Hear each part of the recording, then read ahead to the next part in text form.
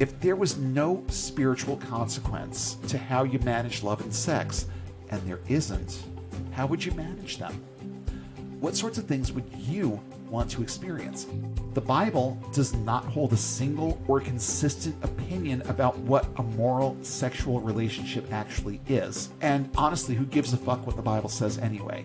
Almost half of evangelicals don't believe their own religion's rhetoric about sex. And that, to me, is very significant. Legal contracts and gold bands don't make a relationship healthy, give it longevity, or make it exclusively moral. This is me.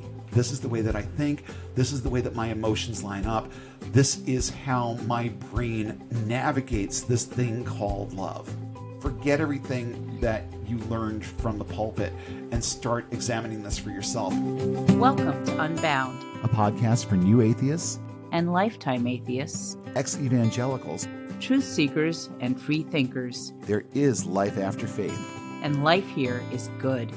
It's time for a new perspective. And a better conversation.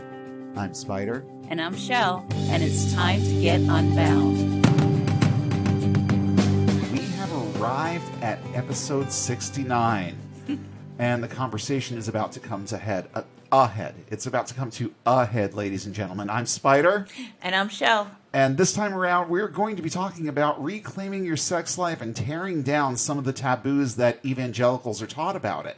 We're not going to beat around the bush with this one, folks. We're going to dive into it face first and have some fun. But before we get into any of that, a couple of really, I don't know if I want to call these good stories. And it's kind of a weird thing with the Christians behaving badly thing. There's nothing good that comes out of this thing. No. But there's a definite air of vindication to this first story that I like a lot. So let's just get right into it. What do you have for us tonight? I got a couple of stories. They're just stories. They're not good. They're not bad. They're just really ridiculous. This is who these people are. Yes. Deal with it and laugh. And, since I was an evangelical Christian, I can kind of see where the thinking comes from, obviously. Well, yeah. We both and it's can. like, oh my goodness, why did I ever think this way? Well, that's the point, is reaching a point where you actually do question, why on earth did I ever think this way? It certainly does beat being afraid of going to hell all the time, doesn't it? Yeah, it does. Oh, yeah. Definitely. If Jesus existed, he'd be continuously face-palming over the words and deeds of some of his followers. There is no situation where they will not seize on exactly the wrong thing to say or do. People for the American Way is an organization founded by Norman Lear in 1980 as a direct response to the Christian right's moral majority. One of the ways in which they do this is with their group, Right Wing Watch. This is a group dedicated to shining a light on the words and deeds of conservatism, both religious and political. What they do is post clips of preachers and politicians they watch, taken from their own social media and internet TV shows. Most of the content they cover, of course, can be described as hate speech that violates YouTube's guidelines. So YouTube took Right Wing Watch's videos down and rejected their appeal. Of course, a lot of the conservatives' own videos are still up on the site, so not sure what that says about YouTube's guidelines. Well, I have a good idea. It just goes back to the same things that we've talked about before. These people get special treatment. Yes. They're treated like a bunch of petulant toddlers. They're allowed to say whatever they want to say, and the grown-ups just kind of walk past without acknowledging what's going on. Right. And it's a good way to deal with a toddler, but this is a big societal problem, and it may not be the best way to deal with this, but that's precisely why, in the context of Right Wing Watch, it's against their terms of service. But in the context of that creator's own channel, all of a sudden it's okay because it's protected speech because it has to do with religion. Yes. Ugh, crazy. It is. It's bad shit, so but crazy. That's the way that it is. And they get away with this all the time. They do the same thing all the time. And we see other examples of this sort of thing where the content is posted by one, it stays up. I see this on Facebook a lot. Oh, yeah. The content stays up on the original page, But then when it starts getting shared around, all of a sudden it violates community standards. Right. It's a huge double standard when it comes to what's acceptable and what's not on the platform. It's crazy. Well, cue Rick Wiles, who couldn't be happier about this turn of events. I suspect there will be layoffs very soon inside the organization because there's no platform for them to spew their lies and propaganda, Wiles declared, clearly unaware that YouTube is just one of several social media platforms Right Wing Watch uses to share their content. So their writers, their editors, all the people that they had working to smear us and other ministries, what are they going to do? I suspect they're going to lose their jobs this week. Isn't it awesome how these people revel in other people's misfortune? What part of the gospel message covers that, Rick Wiles? The part about loving your neighbor or turning the other cheek? I'm confused. Where's your thinking here? It's awful. Of course it is. He goes on to say, let me make this very clear today. Jesus Christ shut down Right Wing Watch, not YouTube. This is an example of God working through unsaved people at YouTube to carry out his vengeance against those who would attack and smear his servants. So I didn't have to lift a finger against Right Wing Watch. I think they'll disappear in the coming weeks and months. There's no purpose for them now. It does make me wonder what his reaction was to the news that, mere hours after his broadcast, YouTube reacted to the outrage and protests on social media, looked at the content again, and reversed their decision. Doesn't look like people are going to be losing their jobs anytime soon. Rick No, Wiles. it doesn't. Nah. Did Jesus change his mind? Will Rick Wiles apologize? I won't hold my breath. Next, in How Do You Get Through Doors with a Head That Big news, so-called prophet Chuck Pierce says that he knows why the pandemic happened. Oh, why did it happen? It was so God could have a closer relationship with him. With just him. Just him. I didn't intend for this to be another prophet story, but they just keep coming up. I guess it's a new Christian trend. Nah, they're just getting away with it more within their own niches. This is nothing new. It's just more visible now in the advent of things like social media. Yeah, but there is true. nothing new about this. True. Last week, he was on Facebook with another prophet, Cindy Jacobs, talking about a conversation they had back in January of 2020, in which she said he would not be traveling this year. Ooh. Sounds prophetic to me. spooky. Not January. Yeah, January. We knew at that point that I didn't. there was a storm brewing. We knew. We were suspicious. Yeah. Well, there were things happening. I mean, I can even remember saying something on this show about, well, it doesn't seem like that big of a deal if you haven't been to Wuhan lately. Yeah. But, you know, a couple of weeks later, we knew a little different, didn't we? Yeah, famous last words. Mm-hmm. Let's see. He goes on to say, my whole life has been traveling, 500,000 miles a year. I said, I have no idea how God will do this. How in the world will God do this? And I have watched him, starting in March, do that word. Do that word. Do that word, baby. I believe it has been a year and a half of me being redone. The Spirit of God said it to me this way. Have you ever thought that I stopped the whole world just for you to form a new relationship with me? And I really knew right then, this is about me and the Lord and what he is trying to do in me and how we're forming a new relationship. So God stopped the world to melt with you? I mean, That's gross. there's so much that's gross about both of these stories, the attitudes behind them. It's not even funny. This arrogance. Forming a new relationship. I don't think the Joker and Harley's relationship is as toxic as the one between Jesus and Chuck Pierce, if this is even remotely true. And it's not. No. Let's just make sure we're clear on that. No. The questions this brings up in my mind are many. Why does it have to be about him? Why is he so important? Does this really make the loss of millions of people worldwide worth it? No, it fucking doesn't. Yep. Agreed. Totally agreed. Yeah. As Hemet Mehta says in his article on Friendly Atheist, even if we're assuming this is true, Pierce isn't making God look good for anyone who might be on the fence about faith. His statement will do far more damage than good. Which is true of anything that these people say when it's heard from a perspective of someone who isn't conditioned to just accept what they say is true. Right. And that's why these people still have the followings that they have. It's like we were talking about last week. Right. They know who their audience is, and any good marketer knows who their audience is. So these people have found theirs. And that's how they keep going. Even with the rest of the world looking on and laughing, even with people within their own ranks looking on and laughing, Yeah. they're still successful because there's a market for every kind of content out there. Yeah. And there's a market for every kind of thought process out there. You can convince people to believe anything and think anything if it's presented the right way, and you're dealing with the right type of person. You can get them to believe pretty much anything.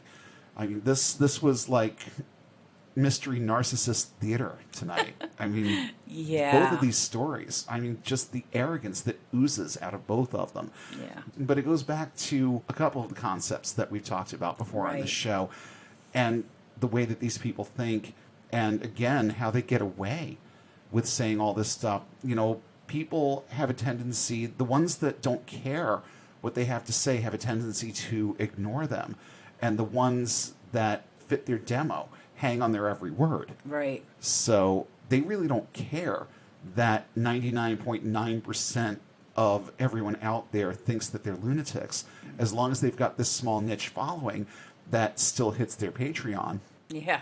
You know, That's what it. do they care? What do they care about the rest or what anyone else thinks of them? They've still got this following, and they will always have people listen to their bullshit and don't see it for just this narcissistically fueled diatribe Yeah. that it is. Yeah. That's not going to change anytime soon. No. And that's why the point counterpoint is necessary, and that's why resources like this show are necessary. So people learn how to dissect what they're doing, Right. look at it from the proper perspective, and draw their own conclusions as to whether or not it's right or wrong. I'm not going to sit here and pretend that our messaging isn't biased here. It is. But I also think that there's a difference between someone making a YouTube video and just expecting people to believe them, and two people sitting at their dining room table making a podcast that has been properly vetted so that you know that what you're hearing is the truth. And yeah, we've made mistakes. We've made a couple of mistakes on this show along the way, and we always come back and we say, hey, you know what? We figured out that this wasn't right. So we wanted to make sure that you guys knew that this is what we found out, so that we maintain that level of credibility. When you really and honestly have the truth and you're delivering the truth, then you're committed to that sort of thing. You hold Right. yourself accountable. There's no accountability among these people. Most of them don't have a church organization that they're tied to unless it's one that they have created themselves. Right. And there's a reason for that. Because as nutsy cuckoo as some of the things were that I saw in the AG still wouldn't endorse a lot of this. Right. So there is that. And like I said last week, it's encouraging when people within their ranks stand up and say, yeah, no, we can't agree with this. Is it enough? Well, no, and that's why there are resources like this show and many, many, many others out there like it. And that right there is why we do what we do, and why so many other shows, so many other resources out there are doing what they do. Because if there's one thing that the book gets right, you shall know the truth, and the truth will set you free, or as we like to say around here, get you unbound. And just before we get into our main topic, we just want to let you know that our Patreon is up at patreon.com/Unbound Podcast Network. If you have a $5 you can throw our way, then by all means visit our page and make a pledge. You'll be glad that you did. If you can't, tell someone new about the show this week. Get other people involved. Help the people that need to be in front of this resource get in front of it. It's the best way to spread the word about us. And it's the number one way that podcasts gain popularity, is by people talking about them and sharing the content. So if you can do that, share your favorite episode, leave a 5-star rating, leave a comment, leave a review. That will help us out tremendously. If you have the means to support us financially, fantastic. If not, then there is a litany of things that you can do to help us out. And we're glad that you're there. Keep coming back. Keep getting what you need. Help us continue the point counterpoint. Give if you can, and support us in any other way that you can, if money is not something that you have to spare right now. You'll be helping us out a lot. You'll be helping other people get and stay unbound. Okay, this is going to be a fun one tonight. Let's just get right into it. Now, I'm going to preface my comments in this episode with a little disclaimer. I'm speaking from the standpoint of an ex-evangelical, very exclusively heterosexual, biological, middle-aged male. We won't say much tonight about anything related to things we haven't experienced or don't really understand. That means our comments are going to gravitate more toward heterosexual relationships than anywhere else.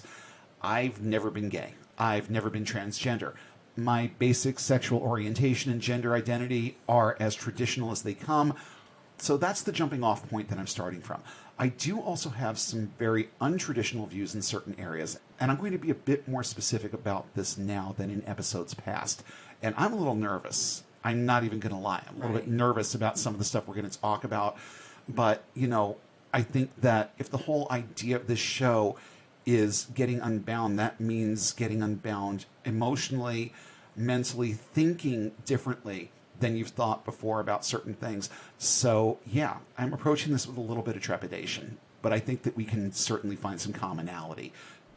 If you are gay, transgender, gender fluid, pansexual, demisexual, etc., and would like to enlighten us and our listeners to how this subject pertains to you, particularly in a post-religious life context, contact us at unbound.podcast.network@gmail.com and let us know that you're out there and that you want to talk about this. I'm always up to learn more, and I'm sure our listeners would agree. And I personally would love to produce content on this subject that covers as many bases as possible. I also want to be substantive, accurate, and honest. That means the meat of the messaging will have to come from you. So if you're up for it, contact us. We want to talk to you, and we want you to have a voice on this too. We think it's important. So hopefully, as we go, that little disclaimer answers the question of why there wasn't more commentary on the LGBTQ side of this before we even get started. So with that in mind, there are differing views about sex and what is quote-unquote allowed in sexual relationships, even among evangelicals. Focus on the Family actually manages to endorse freedom of sexual expression in one sentence. Then they insert a very conspicuous caveat and negate what they just said entirely in the next thought. They start out with this little quote: "Where there is love, there's liberty, because God has given a husband and wife the privilege to define the uniqueness of their sexual relationship. No one else has the right or authority to tell them how to behave in the bedroom as long as their actions don't violate Scripture." And there's that caveat right there. And it's up to all kinds of interpretation. And now I was impressed right up to those last three words. But then they turn around and tell us that oral sex is okay and anal isn't, because anal has a homosexual context. Well, no, it really doesn't, at least not in an exclusive sort of way. Just because it may be presented that way in the Bible or alluded to, not even necessarily dealt with directly. It's alluded to in the Bible, but that doesn't make the opinion that this is right and this is wrong correct. The crazy part is that there are loads of evangelicals out there who like a little thing called pegging. To give the Reader's Digest version of this for those not in the know, pegging involves anal penetration of a man using a vibrator or a dildo. If any of those terms are fuzzy for you, Google is your friend. I fully expect that there could be evangelicals listening who are trying to decide to get out who have no clue what any of this actually means. But there are plenty who do. I'll also refer to an article on Huffington Post titled "What I Learned from Conservative Evangelical Sex Message Boards" by Kelsey Burke, wherein the author chronicles her research on this very subject. To be honest, I was once again surprised. I was literally flabbergasted to learn that there are evangelical communities out there that revolve around this particular subject. But the simple truth of the matter is that there are some kinky Christians out there. And despite admonitions by organizations like Focus on the Family, there are apparently plenty of people out there who like to explore various kinks, with the running caveat that these things occur between married heterosexual people, and pegging is one of them. Now, I'm going to refer you to the article if you want to get a real, pardon the pun, but in-depth look at what this actually is and the way that people in evangelical contexts talk about these things. But honestly, as I read through some of it, it really didn't seem any different than any other group of people talking about the same subject. There wasn't a whole lot of Jesusing going on in the conversation, because this was about these people, shared experiences, and I was actually impressed at how little preachiness there was about it. Right. It was just, this is what happens in our bedroom. Let's talk about it a little bit more. So I actually think that it's a good article to look into, but I'm not going to get too far into that subject right now. I just thought that it was interesting. I learned this completely by accident, and it's like, well, there's got to be more. There's got to be more Christian communities out there that deal with other things too. And there are. We're not going to get too far into that. Suffice it to say that there are evangelical groups out there that are dedicated to pretty much every kink there is. And they look at it from their own proprietary perspective. Right. But they still look at a lot of these things as being legitimate activities that can be performed between two married people. Right. So, the baby steps in the right direction here. Get rid of the you have to be married and it has to be a man and a woman thing, and you've actually got something there. But I'll take this. I'll take knowing that some of them actually think this way. And I can also say with confidence that once again, the environment that I was in dealt with this in as good a way as possible when you're dealing with it from the confines of evangelical thought. But these are some of the things that I learned growing up in my more formative years about this particular topic. For starters, the whole saving it for marriage and it only being a heterosexual thing was a Catholic thing too. I could remember being taught this stuff when I was really, really young. Yeah. Long before I even had much of an inkling of what sex was, I understood that people had two parents, that one was dad and one was mom, and that one was a man and one was a woman. We learned about Adam and Eve way, way early on, and it was just drilled into us that this is the right way and that you shouldn't be doing certain things before you were married. I think in the context of second and third graders, it's referred to more as making babies, but the messaging is still there. I can remember having conversations with my youth pastor about this, especially in the months or so leading up to when I wound up getting married. And one of the running themes in these conversations, at least in the circles that I moved in, was that when it comes to your marriage relationship, your sexual relationship within marriage, pretty much anything goes. And for the stuff that's more controversial, you just take a don't ask, don't tell approach to it. You don't overshare. You don't just tell people about the things that you're involved in and expect them to just accept it and tell you that it's okay. If it's not okay with them, well, that is what it is. But in the context of your relationship, there was really nothing that was off limits. And that was what I was led to believe, even when I was close to getting married and was thinking about this stuff very actively as a young person. And I was young. When we got married, I was 21 and you were 23. Right. So very, very young for making the decisions and making the promises that we made. And that's going to come up in a couple of minutes, too. I was taught that oral sex was okay. I can remember there being not really a sermon, it was just a talk during youth group about some of this stuff. And we had been given the opportunity to write questions on index cards. And our youth pastor, he did an actually really good job of going through all of them and some of the questions that came up. I don't think that they were asked for the right reasons, but he stepped up. He really did. And he answered a lot of those questions really well. And one thing that I remember distinctly about that talk was someone bringing up the concept of oral sex and us being told that it's just like with anything else, the marriage bed is undefiled. You want to do that, it's just fine. Switching gender roles was also okay with full consent, and that's where the whole pegging thing comes in. And that's okay, as long as it's between two married people and it's what they want to do. All falls under the same cover. Pleasure is pleasure. If you both like it, it's all good. And there's the verse, Hebrews 13:4, the marriage bed is undefiled. As long as it happens between married people, what they do is their business and no one else's. And the little caveat there I remember from that talk also is just keep it to yourselves. Yeah. And, I think that that's good policy anyway. I mean, who's gonna sit around at the men's breakfast and talk about being pegged the night before? So, in short, we were more don't ask, don't tell. Translation there, if you're into things like pegging, that's cool, but it's your business. We don't really want to know. And I mean, honestly, I don't want to know. The more I think about it, the more progressive the church I went to actually seemed, even though it really wasn't.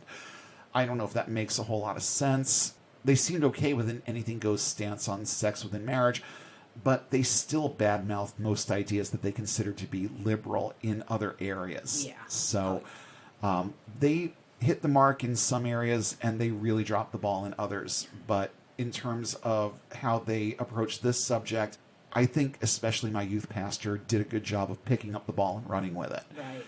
Another thing that I found as I was doing my research here came from the Baptist General Convention of Texas, who, quote, encourages all persons to uphold a lifestyle of biblical sexual values. Oh, wow. You have to know. I can't just let this go. No. You have to know this. In our episode about what Christians are taught about sex, I went through a litany of ways the Bible outs itself on the subject of biblical sexuality. Right now, I want to zero in on just a couple, beginning with how the Bible in no way, shape, or form mandates monogamy as the only model of sexuality. As a general rule, the Bible dictates that sex be heterosexual in nature, but there are exceptions to this rule too.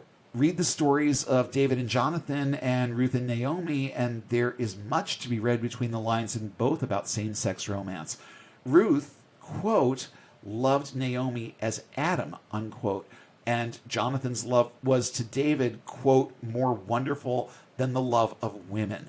Come on now. Come on now. We know what this is about. You can skirt around it all you want, but we know what this is about.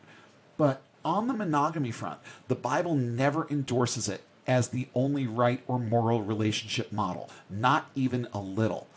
And I thought this was interesting. It comes from an NPR article that said, quote, if you're reading the Hebrew Bible, we might have polygamy again. We might not have only polygamy with wives. We might have polygamy with concubines and slaves. And if we're reading the New Testament, we would avoid marriage. Oh, and guess what? It's true. Read 1 Corinthians 7 sometime. It's absolutely true. No. Paul was not a fan of the concept of marriage at all. And you get a real good idea of what his stance was on this when you read that chapter in particular. But there are, just as the article suggests, other instances where this subject comes up, and it's either dealt with directly or indirectly. But the underlying message here is, again, going back to the quote, the overwhelming opinion of New Testament writers is that marriage is a waste of time and that we shouldn't be doing it because we should be spreading the gospel. If you're married, you're totally distracted and not focusing on God. If we took the New Testament seriously, we would all stop being married. Only one problem with that, we'd also stop having sex, because that's the whole point, is that you don't have time to fuck. There's a world out there that's going to hell, and you need to take care of that. And it's not far off, not at all. What they're saying here, the first part of this in particular, is definitely true also. Polygamy, even polyamory, seem to play into a number of biblical sexual models. Jacob, Rachel, and Leah is a prime example. Jacob loved Rachel, but he gets tricked into marrying Leah and waits a total of 14 years to actually marry Rachel. It started with Rachel's father demanding 7 years of service out of Jacob to be able to have her hand in marriage. And once that was done, he pulled a bait and switch, and it was Leah that Jacob actually married, and he didn't know. So the father says, oh, well, you still want Rachel? It's going to be another 7 years. 14 years he waited to have the woman that he actually loved. Now, show of hands, who thinks that in that 14-year time period that Jacob and Rachel weren't fucking, like, the entire time? And show of hands, who thinks that Leah didn't know? An article on queertheology.com points out that Exodus 21:10 sets out some guidelines for how to treat your wives if you have more than one. Deuteronomy 21:15 through 17 governs inheritance amongst children in polygamous marriages. It's there. Open up the book and read it. Incidentally, the Exodus verse is from an infamous chapter about how to own slaves. So the contextual prerequisite there is a female slave whose master decides to marry her. Apparently, it was just ducky for a married slave owner to also marry his female slaves as long as he made sure that all of his, quote, wives were fed, clothed, and adequately fucked. It's in there. Read it. And in this model, everybody seems to know they're sharing a husband. It's right there. Now, there's a whole other conversation about consent going on here that we will table for later, but it's another significant question that comes up in the context of this.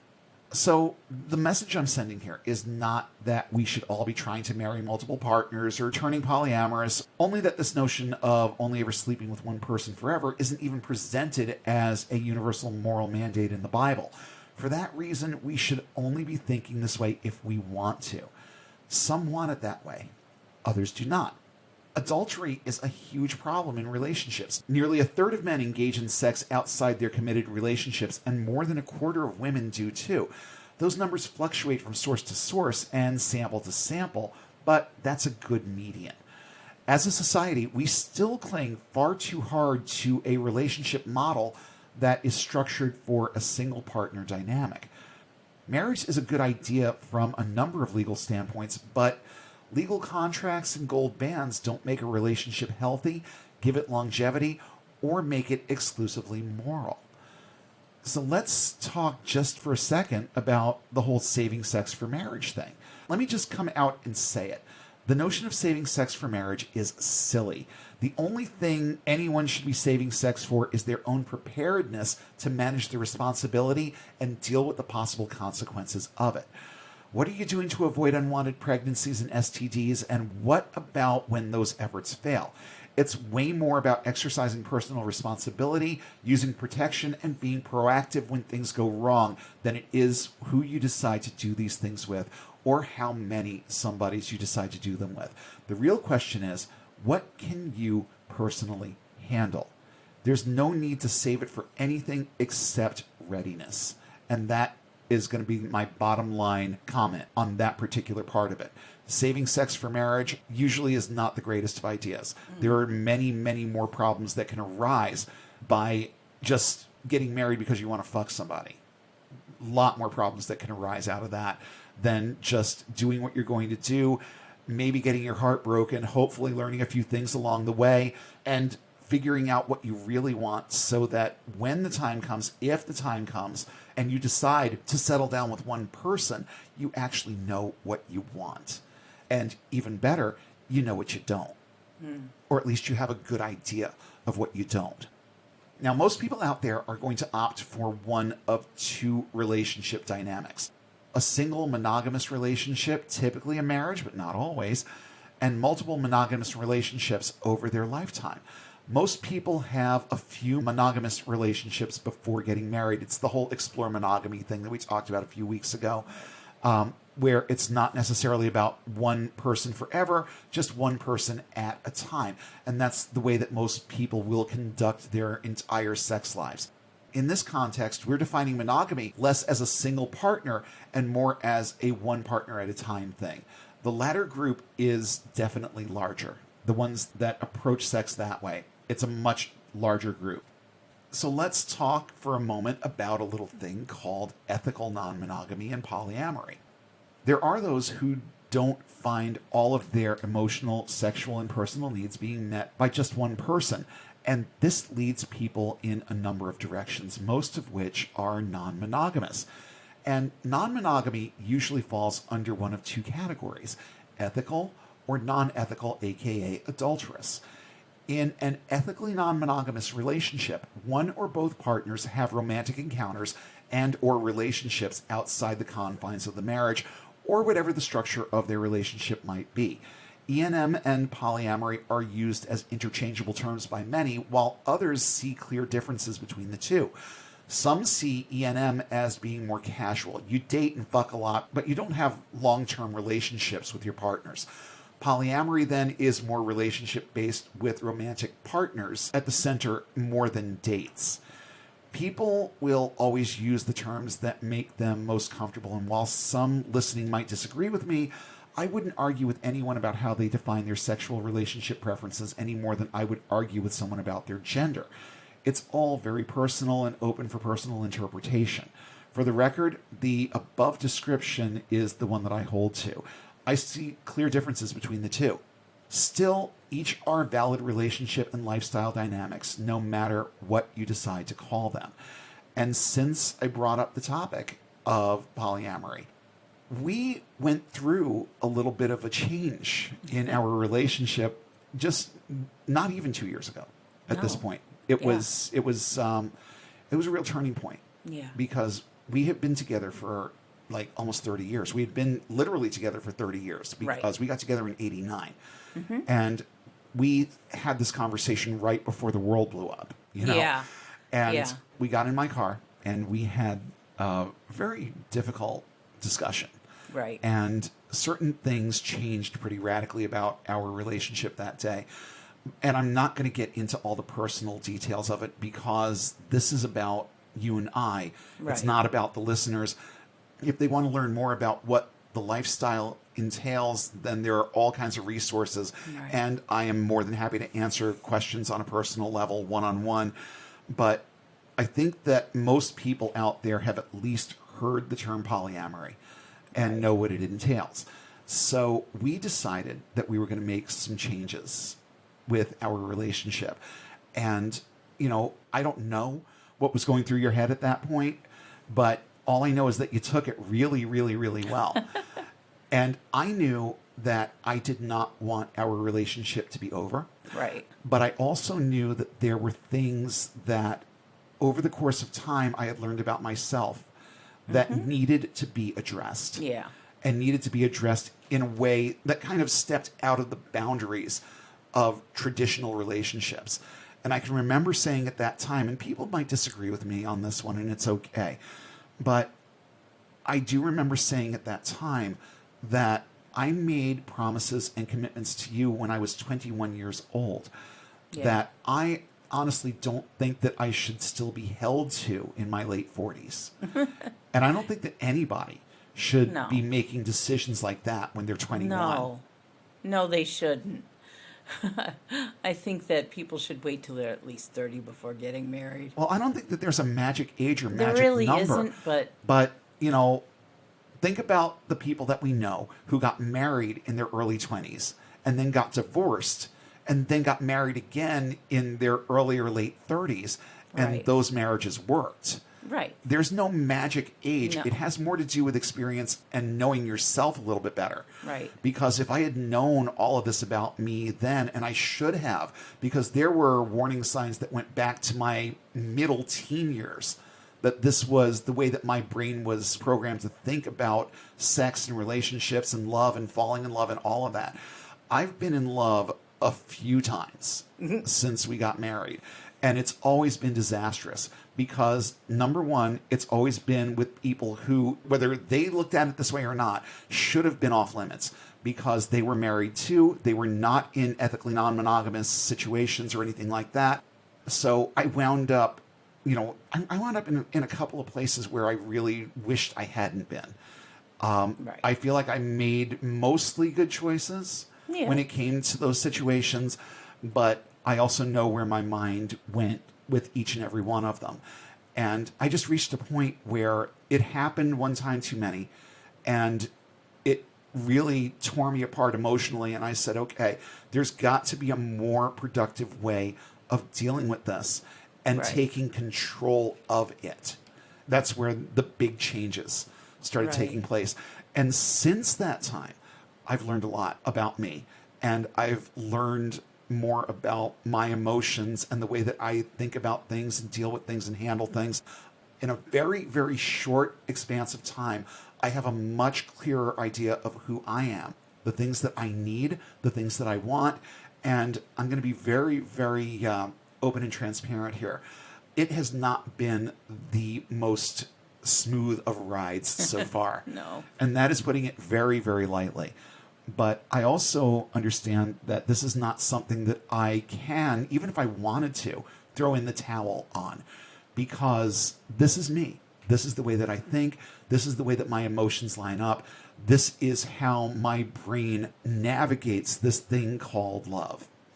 And I'm not alone. I am Right. far from alone.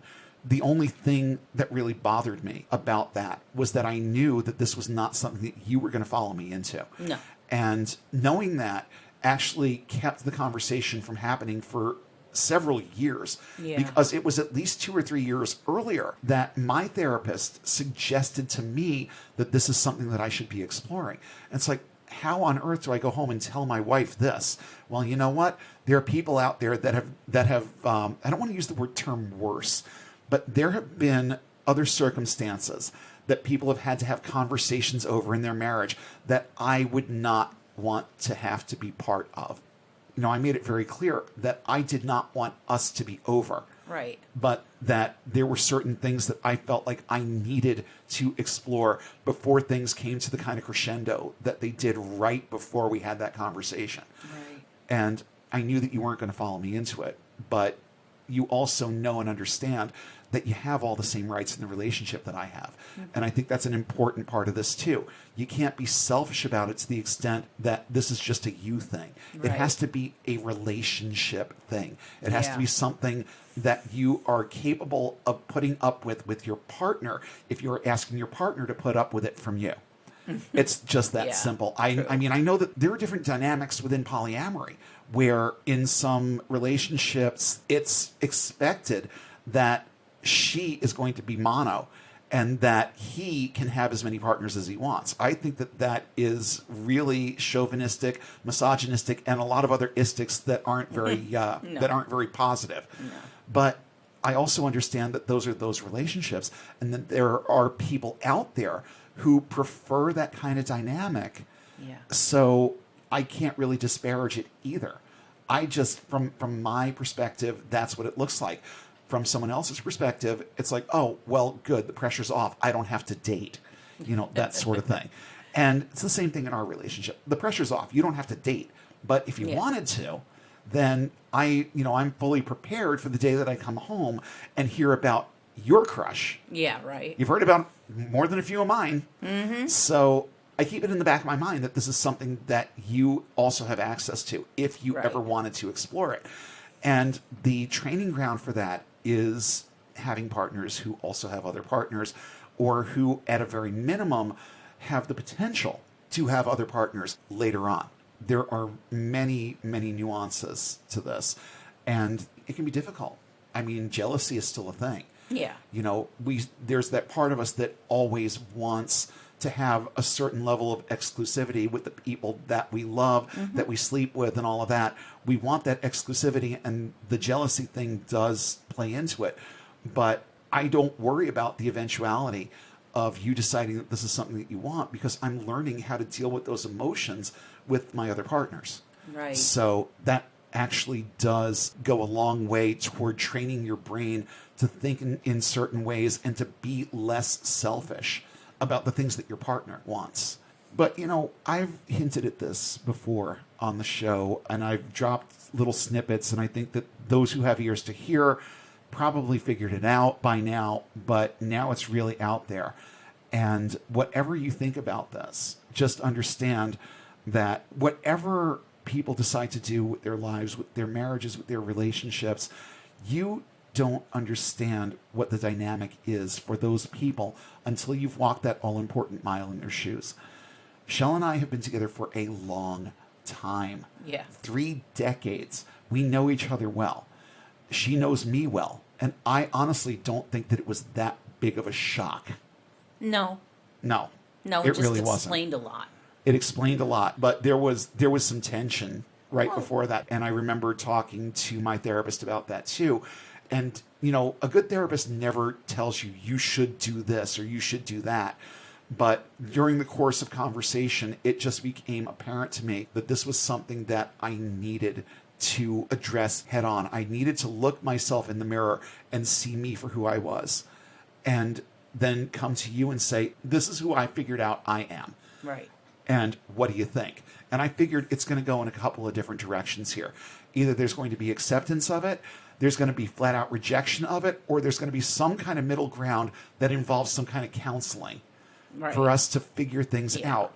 So we were fortunate. It never got to the counseling stage of things. But it's also on the back burner for me that it could at some point come to that if certain things were to happen. You know, we don't know the future. We have no idea what the future is going to look like and whether or not you're still going to be good with this 5 years from now. Right. You know, there is that. And if those tensions start to arise, then we have tools at our disposal that we can use to deal with them so that we can find that middle ground, because my number one priority is always going to be keeping us together. Right. Because this thing that we have is solid, and it doesn't matter who else comes and goes from the narrative. We have always managed to evolve in the same ways at about the same times. Right. So you haven't evolved into being polyamorous, but you have evolved into this place of acceptance that this is who your husband is. Yeah. And I am beyond grateful to be married to the person that I'm married to. Mm-hmm. And I would not trade what we have for anything. But there was this part of me that's been dormant for literally decades that is now awake and able to explore what's going on in those thought processes. And it is very liberating, and it is very relieving to have this stuff out on the table now. Right. So a little deviation there. Now you know just a little bit more about the spider, probably more than you wanted to know, but that's okay. Let's move into the subject of casual sex. It appears that lots of Christians also like booty calls and dick appointments too. Go figure. According to a new survey by Pew Research, half of self-identified Christians in America say casual sex is sometimes or always acceptable. The survey defined casual sex as sex between consenting adults who are not in a committed romantic relationship. Catholics were most likely to take this view at 62%, though Protestants in the historically black tradition came in at 56%, and mainline Protestants came in at 54%. More than 1 in 3 evangelicals also hold this view. That's 36%. Let me read that again. 36% of evangelicals say casual sex is sometimes or always acceptable. A third of the people that you go to church with think this. Just ponder that for a couple of minutes. More than 1 in 3 honest evangelicals like to let their freak flags fly. Who knew? Oh, wait. I did. I always have. I remember saying to you, long time ago, we were still in college, I remember saying that it felt like we were the only ones who were waiting. And yeah, we did. Yeah. We were each other's first everything, basically. Yeah. And it felt like we were the only ones. Yeah. And we were being provided example after example after example of how we were very likely in the minority for waiting. It's true. So, I mean, it really isn't news. It's just that you see more of it because it's on the internet now. Yeah. But there's more. A majority of self-identified Christians, 57%, say sex between unmarried adults in a committed relationship is sometimes or always acceptable also. That includes 67% of mainline Protestants, 64% of Catholics, 57% of Protestants in the historically black tradition, and a whopping, staggering, unfucking believable 46% of evangelicals. Nearly half of the people that you go to church with say it's okay to fuck someone if you aren't married to them, because most of them have. You know, I hate to burst your bubble, but hardly anybody waits for marriage, okay? It's not a thing that most people do. A lot of people do. We did, but a lot of people don't. Yeah. And a lot of the people that you go to church with didn't. It's that simple. That actually comes from a theist source. The second half of that article goes on to talk about how this is all such a horrible, terrible thing. It's from thegospelcoalition.org, but the Pew Research study, I also have a link to in the show notes, so you can take a look at that too.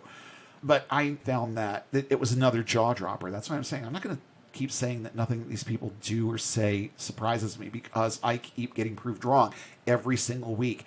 Almost half of evangelicals don't believe their own religion's rhetoric about sex. And that, to me, is very significant. Yeah.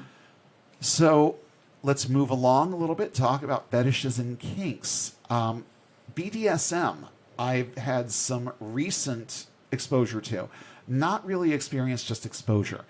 It's an odd little acronym because it kind of has some overlapping terminology. Right. BDSM stands for bondage and discipline, dominance and submission, and sadism and masochism. So all of these things that that fall under the cover of BDSM also run the gambit from almost vanilla type activities that are either non-sexual or barely sexual to stuff that, to quote the Bloodhound Gang, that only Prince would sing about. So there's lots of stuff. And again, it's not something that I've had a lot of experience with, but in the course of exploring poly, I have had some exposure to it, and I've learned a few things along the way. These are real niche types of activities and likes that, some of it I just don't get. And some of it is like, oh, well, I never knew that was the thing. Let's talk about this a little bit. Let's learn a little bit more about it. And as you go, you'll have the same kind of experience with it if you start delving into this a little bit more. There are books, podcasts, all kinds of online resources, online communities, and I will leave a few little Easter eggs in the show notes so that you can learn a little bit more about this, because I'm kind of on the learning curve with it too and trying to discover a little bit more about this all the time. But I found this interesting.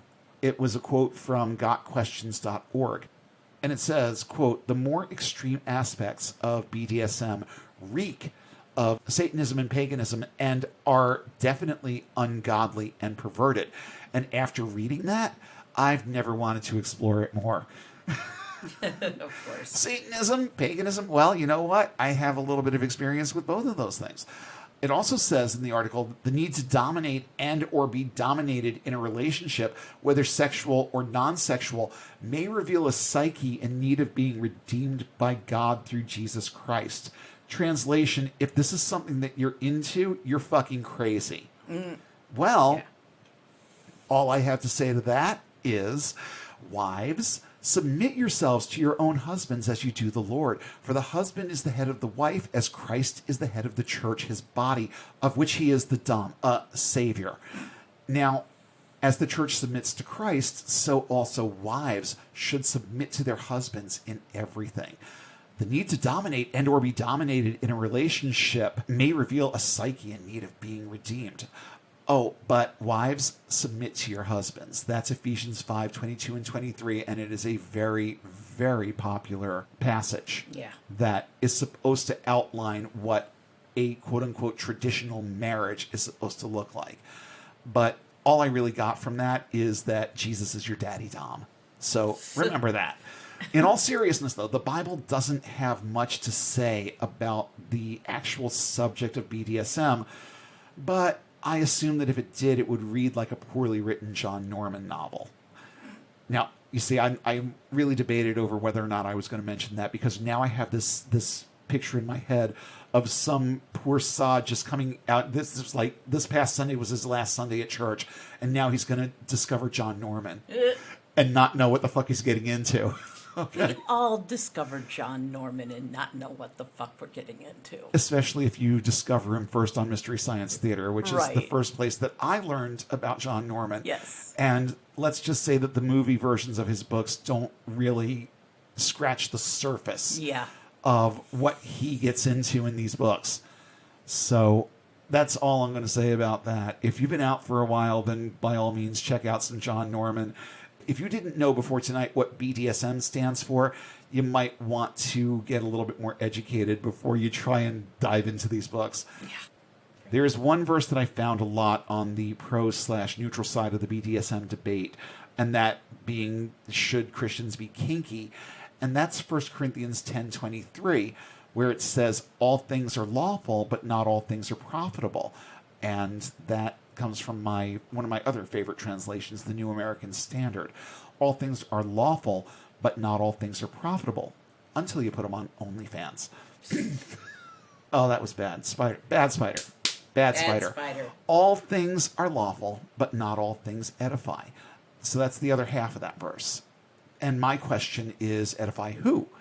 Now, I'm not going to get into a long-winded explanation of this except to say that BDSM relationships actually edify more often than they degrade. That's in the nature of the kink and the trust and consent involved in it. Doms only have power because their subs give it to them. It's way more balanced than it might seem from the outside. But in the context of various types of kinks, especially in the context of dominance and submission, the more you learn about it, the more you understand how empowering it is for the people that are involved. Depending on how this thing manifests, regardless of how it manifests, there is a lot of balance there that someone on the outside looking in may not see or recognize. Right. So just keep that in mind as you explore this stuff. Don't close your mind off to any aspect of this because you have seen it painted in a negative light through sermons or youth group talks or anything like that. Forget everything that you learned from the pulpit and start examining this for yourself. If it kind of piques your interest, then look into it, learn about it.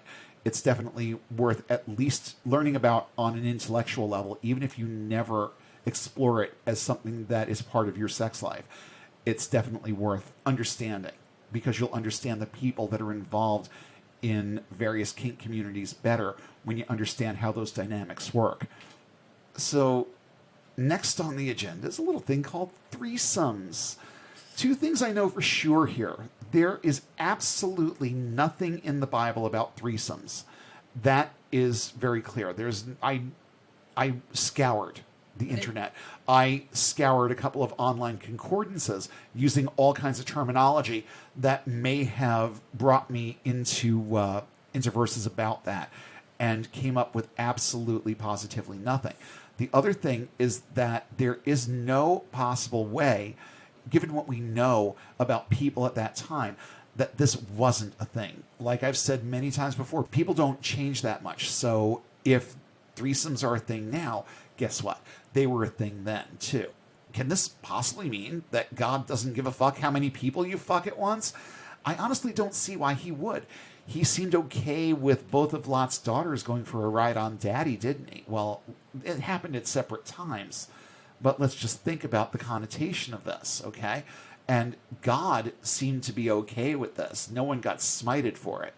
So when I thought about this a little bit more, I thought, well, you know what? It may not be directly covered, but could it be under the cover of the sins that are associated with places like Babylon and Sodom and Gomorrah? That could be part of it, but it was an all-encompassing hedonistic sexual revelry kind of thing, which I am certain had to, at some point, in some way, and in many, many varied circumstances, involve something like this. Threesomes and maybe moresomes, too. To be clear, though, sex is best when it's one-on-one isn't just a line from a George Michael song. It's also the underlying message in everything the Bible says about sex. Still, the Bible flat out neglects to offer an actual opinion on just how many of your wives and concubines should be at the party at once. And I'll be honest, I do sometimes wonder how Jacob, Rachel, and Leah managed their little polycule when everyone was legit married and cohabiting. It definitely runs through my mind once in a while. So, since we're talking about threesomes, why not talk about orgies?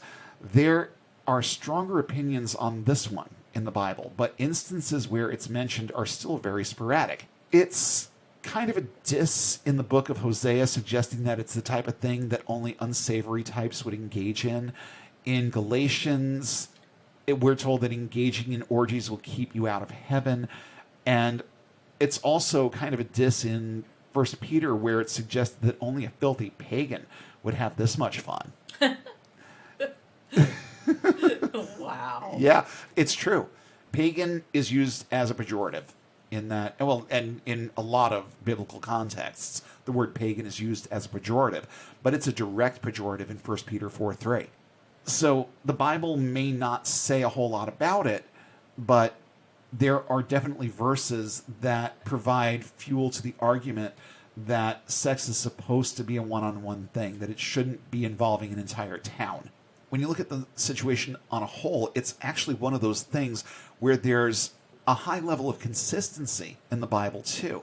The messaging about what sex is and how it should look is pretty consistent. It's wrong, it's prejudiced, it's completely fucked up, but at least it's consistent. And you can't say that about a whole lot of things in the Bible now, can you? Mm-hmm. So at least in this instance, there's a little bit of congruity.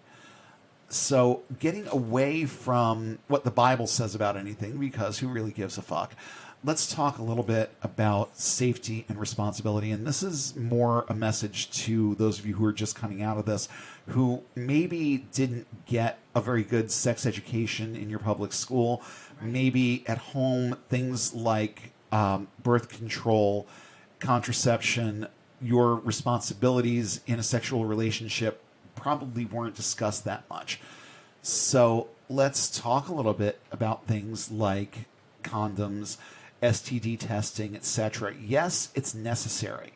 All of these things are necessary. Whether you've ever, if you're coming out of evangelical faith and you're just at the point where you're starting to get to know yourself as a sexual being, there are things that you also need to be aware of, and the risks that are involved with certain sexual behaviors is a big one. And that's where things like condoms and getting tested once in a while come into play, because these things are necessary elements to sexual exploration, especially if you're going to have multiple partners. Never, ever, ever take anyone's word for it when they assert their sexual health, and conversely, don't ask anyone to take yours. Get tested.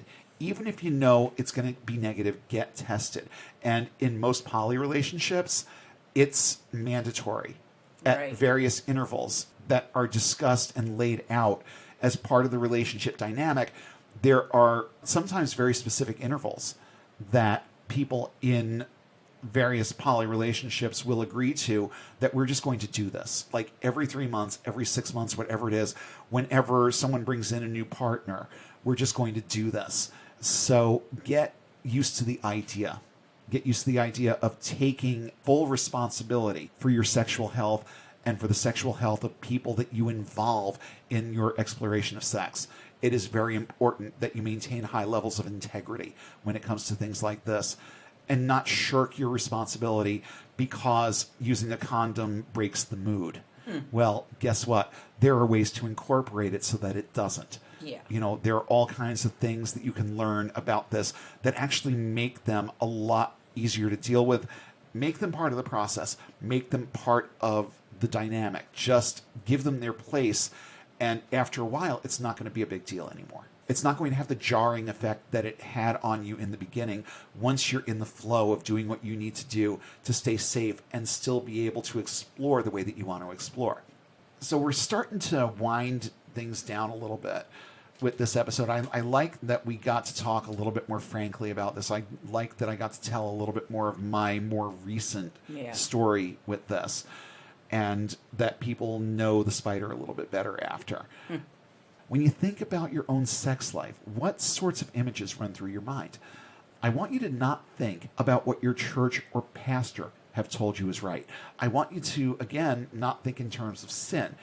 If there was no spiritual consequence to how you manage love and sex, and there isn't, how would you manage them? What sorts of things would you want to experience? Who, if anyone, would you want to experience them with? Unless those things involve actions that are illegal and cause harm to others, stop judging yourself and let yourself think about and consider the kinds of things you would like to explore. Literally nothing is off limits as long as everyone consents. Although I will say this, please be safe with certain kinds of play. It may not be off limits, but there's some stuff out there that may sort of kind of be a little bit dangerous if you don't know what you're doing. So know what you're doing, or have a good guide, or have a partner who knows what they're doing, who can actually steer you into good experiences with certain things. And let's keep in mind that as evangelicals, those of us who were in this and were in it for a while, we were taught to fear, or at very least look with distaste upon our own sexuality. Sex itself is framed as dirty and sinful, and we shouldn't, and we're encouraged to not be so preoccupied with it. But when we start getting unbound from that sort of thinking, we also need to start looking with a more open mind at the kinds of things that are out there to experience and decide how we want to manage this part of our lives. If your plan involves finding one person and building a life with them and having only one partner for life, you know what? Go for it. If you feel like trying to have that kind of relationship will ultimately be difficult for you, don't try to pull it off simply because that's what you've been taught is right. You decide what's right for you, not the entire world, okay? Go out and live and experience things, especially sex, on your terms. And just so we're clear, sex does not have to be saved for marriage. The Bible does not hold a single or consistent opinion about what a moral sexual relationship actually is. And honestly, who gives a fuck what the Bible says anyway? Let's also try to remember that these rules were written by people who are all dead now and have no business telling you how to live your life, period. You can have sex with more than one person during the course of your life. You can have sex with more than one person at the same time. Threesomes, orgies, none of it is off limits. Just be safe. You can have multiple sex partners who all know about each other. You can cohabit with more than one intimate partner. And just to put a cap on all of it, all sex is fair game. Straight sex, gay sex, monogamous, non-monogamous, every kind of kink and fetish there is. Find your groove and indulge. But, again, be responsible and grown up about it. Take responsibility for your actions and don't intentionally hurt people in the name of your own sexual discovery. And if there are things you think you might be interested in, but you want to learn more before just diving into them, you can find groups and communities that will help you learn all there is to know about every kind of fetish, kink, or even seemingly more vanilla sexual activities out there. There are books, videos, and podcasts that provide a deep dive perspective on them too. And I encourage you to seek out some of this content and listen to what your brain says when you hear certain things. What perks your ears up? What do you want to know more about? Catalog these things and learn about them. Educate yourself. Pursue the things that sound good to you. What kinds of concepts turn you on? For a change, just let your mind have a field day with this. Let it be free enough to think what it wants, not what it's been conditioned to accept and reject on religious terms or on moral terms that have been determined by anyone but you as they relate to consensual activities between adults. And, that's actually a good point. Please keep in mind that nothing that victimizes or harms others can or should ever be looked upon as moral just because the concept, quote, turns you on. This applies to using sex for self-empowerment at the expense of another's feelings or emotions or their health, as well as more serious manifestations that cross legal lines or victimize or in any manner cause harm to someone else. Don't use people, and don't hurt them either. These are good policies in all facets of life, but they are especially important to understand and maintain in the context of sex. Evangelicals are fed some really awful information about their roles in sexual relationships. As men, I think we need to be doubly careful about not letting those toxic principles follow us into our exploration of sex in our post-religious lives. Guys, that's a cushiony way of saying that women don't owe you anything. They don't owe you sex. They don't owe you attention. They don't owe you a relationship if you're a, quote, nice guy and treat them with respect. This sense of entitlement is an outgrowth of what your religion taught you about you. And it's time that you get unbound from it. Stop looking at it in terms of what you're entitled to because, well, dude, you're not entitled to shit. Let me just put it out there. You're not entitled to sex. You're not entitled to a relationship. If someone isn't into you, it's not their fault, and there's nothing wrong with them for not liking you. Got it? When you behave like this, you come across as desperate, egotistical, and self-absorbed. Let's keep it even simpler. It makes you look like a creep. It's not a good look for anyone, and you'll almost never get what you want behaving that way anyway. Did you have anything you wanted to add for the ladies by any chance? Mm-hmm. And Spider already covered some of this, but for the women out there, you don't owe men anything. That's good enough to say twice or 5 times. Oh, totally. 50 times, 500. Because, Keep saying it over and over and over again. You don't owe them your attention. You don't owe them your body. You don't even owe them your beauty. You don't have to look a certain way. You don't have to be a certain way. You don't owe them children. You don't owe them anything. Nope. You can make your own choices. Sometimes that can be a scary concept if you've come out from a very conservative religious movement or a living situation where you were forced to obey. So spend some time with you. Figure out what you like. Figure out what you want. There is nothing that one or more consenting adults agree to that is off limits. Coming out of religion is a long process, and we shouldn't rush it. You need to take time to decide who you are and what you want, because it's all up to you, as it should be. Yes, very, very well said. And I just want to add a little thought about the whole thing with looks and bodies and all of this stuff. First off, to the men, if you're looking for a serious relationship with a woman, then get into a relationship with a person, not a body, because bodies change. People change too. I mean, people change pretty radically over time too. But if you're getting into this just because this person looks good and you think that they'll be a good sexual partner or they'll look good on your arm at the next party, that's the wrong reason to pursue somebody. And as far as the whole body positivity thing goes, all I can say is that there are people, men and women out there, who go for every kind of body type there is. So guess what? It doesn't matter what you look like. You're sexy to somebody. And there are people out there who are going to be attracted to you based on your looks alone, and it doesn't matter what you look like. That's men and women, but I think that women struggle with that more. So just understand that you are good enough, that what you have to offer is something that somebody out there wants. And if you're patient, you'll find the right somebody who strikes the balance between what they like to do with you and what they like about you. And most of that stuff is not going to be largely predicated on your bodily dimensions. Now, granted, there is the whole aspect of initial physical attraction that does definitely play into this. But again, everybody is somebody's taste.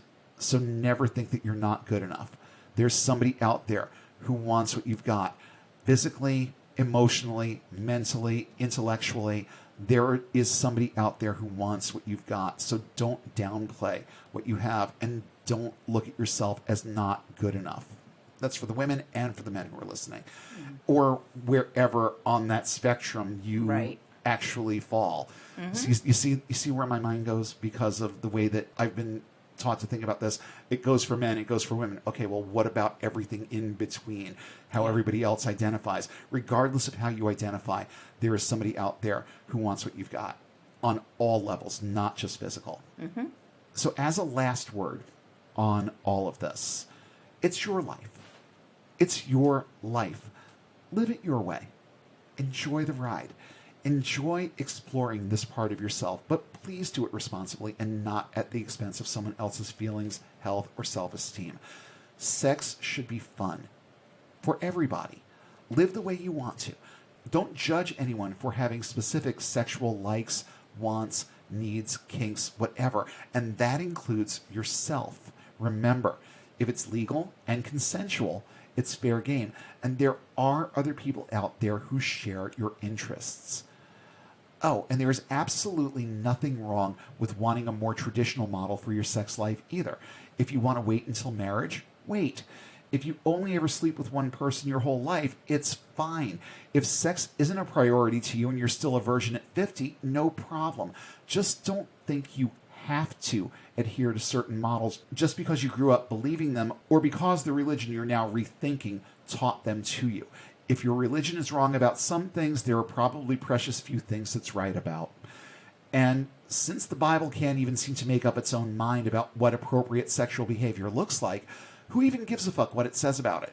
Just do what the people in your church do. Do what your pastor does. Pick the model you like best. Throw out any and all other messaging and run with it. After all, the only bits in the Bible that really matter are the ones that suit your needs. Your pastors and other spiritual leaders have taught you that repeatedly. Get comfortable with wanting the things you want and get around to the business of pursuing them. Experience things. Delve deeper into the ones you like. Indulge yourself a little. It's your life, and by all probability, it's the only one you'll ever get. So add a few bullet points to your sex life bucket list and explore. The ability to do that is one of the many benefits of living and enjoying a life that is intellectually, emotionally, and yes, sexually unbound. We hope you enjoyed this episode of Unbound. Show topics are chosen based on their timeliness, relevance, and social impact. Have suggestions for future topics? Email us at unbound.podcast.network@gmail.com with all your comments and feedback. Please don't forget to like, share, and throw a few 5-star ratings our way, and follow us on all major social platforms. And don't forget to hit subscribe if you haven't already. Links to our social pages, as well as a full list of cited sources in today's episode, are listed in the show notes, available at our website, getunbound.org. That's get-unbound.org. If you value this resource and would like to see it continue, please consider supporting us on Patreon at the link in the show description. And be sure to check for new updates every Sunday when we'll come together again and take one more step toward getting and staying unbound.